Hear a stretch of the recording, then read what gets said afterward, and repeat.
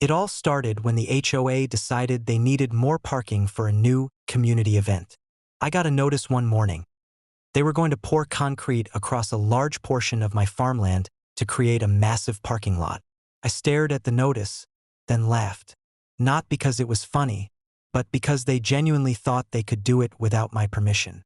My ranch has been in my family for generations. Every inch is legally deeded to me, and every acre is properly documented. I pulled out the papers, double-checked the boundaries, and sighed. The next day, a convoy of trucks, mixers, and construction crews showed up. They had markings, hard hats, and clipboards. Karen was in front, barking orders like a drill sergeant. Start pouring. Don't let him stop you. HOA rules supersede private inconvenience. I walked out to greet them, casually leaning against my pickup. Morning, Karen. I see you're trying to pour concrete on private property. She looked surprised, like she hadn't expected me to notice. This is legal. The HOA approved it. I raised an eyebrow. The HOA doesn't own this land. These are my acres. You can't just take them for a parking lot. The foreman hesitated, glancing at the blueprints. Sir, do you own the land? Yes, every inch, I said, pulling the deeds from my truck. And if you start pouring, I'll have to take legal action immediately. Karen's face turned red. This is theft. Trespassing. You can't stop progress. Actually, I can, I said. Watch me. I made a few calls, and by the next morning, things changed drastically. First, the HOA board got a formal notice from my attorney, detailing that any attempt to use my property without explicit written permission would result in instant litigation. Then, the local county backed me up, confirming that no permits had been issued under my name or property. Finally, the construction company got cold feet. They didn't want to pour millions of pounds of concrete only to face a court injunction. Karen tried to argue, begged, and threatened. I smiled and handed her a cup of coffee. Relax, Karen. The parking lot isn't happening. Here's where it gets really fun. I didn't just stop them.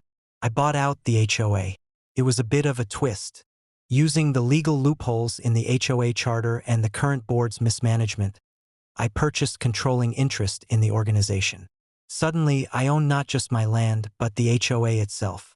Karen's face was priceless the day she got the notice in the mail.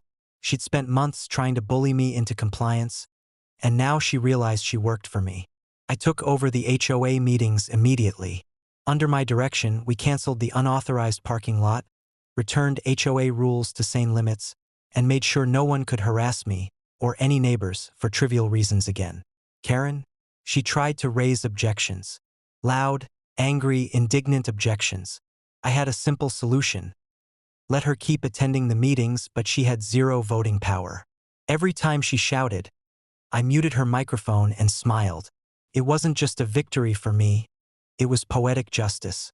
Every threat she made, every complaint she filed, every time she tried to manipulate the rules, came crashing down like the concrete she thought she'd pour on my property. By the end of the month, the neighborhood had learned a crucial lesson. Messing with my ranch, my property, or my rights was a fast track to disaster. Karen stopped showing up in person. Her influence evaporated. My land remained untouched, my barns and pastures safe, and my family could finally enjoy the ranch in peace. Every time I drive past the edges of the property, I glance at the old concrete forms left behind, the remnants of her failed plan, and smile. What she tried to build on my land, I turned into my ultimate victory. Karen wanted to pour concrete on my farm. I didn't just stop her. I legally bought out her HOA, became the one calling the shots, and ensured she had no power left to mess with me ever again. Justice was poured, reinforced, and set permanently, just like the concrete she never got to lay. Last year, I had to spend 6 months overseas for work. Before leaving, I made sure everything was secured, fences repaired, and cattle tended to. I had a ranch hand checking in weekly. Everything was in order. But when I returned, I didn't recognize my own land.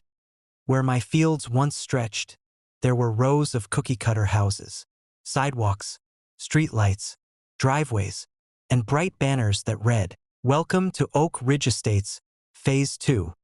138 brand new homes, built directly on my property. I nearly ran my truck off the road. I stormed straight to the HOA clubhouse, where Karen, the president, was sipping iced tea like a queen on her throne. "You've got 10 seconds to explain why there are houses on my land," I growled. Karen smiled sweetly. "Oh, don't be so dramatic. The developer decided to expand, and your ranch land was perfect. Don't worry, you'll be compensated once the sales finalize." My blood boiled. "You built on MY property without consent. That's trespass, fraud, and theft." Karen laughed. "You weren't using it. Now families will enjoy it. You should be thanking us." I didn't yell. I didn't argue. I just walked out because I knew something she didn't. See, the developer who originally built their subdivision? I'd gone to school with the CEO, and while the HOA thought they were cozy with him, they forgot one important detail. Their contracts only covered the lots already sold. They had zero rights to expand without purchasing new land. And they hadn't purchased mine, which meant every one of those 138 houses was sitting illegally on my ranch. I called the CEO. "Hey, you might want to check your records," I told him, "because your company just built Phase 2 on land I still own." There was silence on the other end of the line, followed by a panicked, "What?" I sent him the deed, the surveys, and the aerial photos. Within hours, his legal team descended on the HOA like a pack of wolves. Turns out, the HOA board had forged documents claiming they had development rights. The contractor never verified ownership, they just built. That single mistake triggered one of the biggest lawsuits in county history. The HOA was sued for fraud. The developer sued them for damages. Homebuyers sued them for selling illegal lots. And me? I sued for land theft. In the end, the HOA was completely bankrupted. Karen and her board were personally liable for millions. Their homes were seized, their assets drained, and their reputations destroyed. As for the 138 new houses, the county condemned them. Some were bulldozed, others sat empty, rotting shells of a failed scam. My ranch hand and I tore down the cheap sidewalks and fences, and I reclaimed my land. Today, when I drive past that part of my ranch, it's peaceful again, just wide, open fields. A few remnants of driveways poke through the grass like scars, reminders of what Karen and her HOA tried to steal. They thought they could take my land while I was away. Instead, they lost everything, while I gained one of the most ironclad property rights cases in county history. My ranch stood long before their HOA, and it'll still be here long after they're gone.